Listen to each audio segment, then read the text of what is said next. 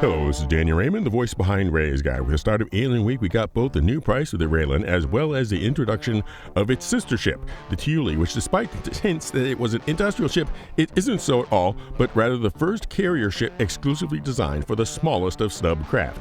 And if I sound a bit off, it's because I've had a cold for the last few days, which complicated the task of figuring out how to pronounce this new ship without it sounding like a sneeze. Tyuli. Anyhow, when the CIG comes up with a new ship, one of the things I like to study with a video is what are the comparable ships to it? What is its competition? And to do that, one needs to strip away the eye candy and flair, which there is plenty, and see what are the functions of the craft. And the function is a landing space for 4 of the smallest category of snub ships, the Fury and Pitbull, and 96 SCU of cargo space. And viewed from that standpoint, there are a couple of ships that come to mind. Particularly the Asgard and the Hermes could do that. However, one thing is immediately clear. Neither of those ships can repair, refuel, and rearm the snub fighters. So a big question about whether ships like the Hermes and Asgard could be regarded as competition is how important is the feature of repair, refuel, and rearm. It also impinges on the question of how flexible is the Tyilue, because I've seen other content creators such as Foxy Loxy doing exactly as predicted, and bring in other slightly larger ships like the Arrow, Pisces, Golem, and Salvation, in particularly with twisting them sideways, put them inside of the central bay of the Tyuli, but doing so impinges on the volume that would be needed for those Bulldogs and Furies, and, this is important, those ships would not be able to be rearmed, refueled, and repaired. Those functions are only made available by having your landing gear on the pad that is enabled for refuel, repair, and rearm. And what we've discovered with the Ironclad and Ironclad Assault is that the deck area can be enabled for cargo grid or refuel, repair, and rearm, but not for both.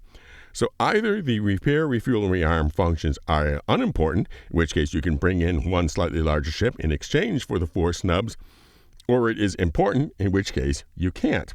So if you consider the refuel, repair, and rearm to be an essential in terms of considering whether a ship is comparable to Tyuli, the spotlight shifts to craft much more capable and expensive than Tyuli. The first would be the Carrack. The Carrack's small hangar could definitely hold 4 Furies as well as other combinations. But bear in mind that Tyuli can't decide to have one Pisces replace 2 Furies and still be able to do the repair, refuel, and rearm on them. But more important that the Carrack is better armed and has a fully equipped medical bed. Another ship that could both accommodate and serve a snub craft would be the Polaris. But again, a ship twice as expensive and having all sorts of other features like a large medical suite, much larger hangar, much larger cargo area, brig, huge guns, and huge torpedoes. So when you really look at it, the Tyuli doesn't have a comparable ship, which is either a great thing or maybe because it is the answer to a question that nobody was asking, or maybe a solution in search of a problem. I mean, we have been talking forever about the idea of a pocket carrier. And frankly, part of the urge to do all these will it fit videos is part of the desire with every new ship to answer the question, is this my imagined pocket carrier? And certainly some ships are frequently used in that category, with the Asgard, Hermes, Hercules, and now the Ironclads. But this is the first ship that has been, from wheels up, been built with the idea of being just a pocket carrier. And with that, the question really boils down to, is this pocket big enough? And I meant that not simply does it do enough for the price of the ship, but also is the size of the team. Tally up the crew for a fully optional Tyuli, and you have 4 snub pilots, 2 turret operators, and a pilot, and also those 2 remote turrets. So you have 7 or maybe 9, and the whole thing can be purchased as a pack for $550, which on a cost per person basis isn't bad at $78 per person. Of course, you'd be far more effective putting the same 7 people on, say, a Tiburon, but that would be more like $110 per person. Maybe something close to the Tyuli, again, in terms of price per crew, would be 2 Constellation Andromedas. Honestly, 1 Tyuli against 2 Andromedas would be an interesting matchup. But in the more normal realms of the question is, how far can this 7 to 9 person ship move up the advancement ladder? I could see it easily handling yellow level Foxwell missions, but when it gets to having to take out ships with real armor, does the Tyuli have anything that can penetrate? I have trouble imagining a Tyuli being able to tackle tactical strike groups on its own. So one starts to think of the possibility of the Tyuli as a role within a fleet. such as pairing it with a Perseus or a Retaliator to also have the punch to finish off heavy ships.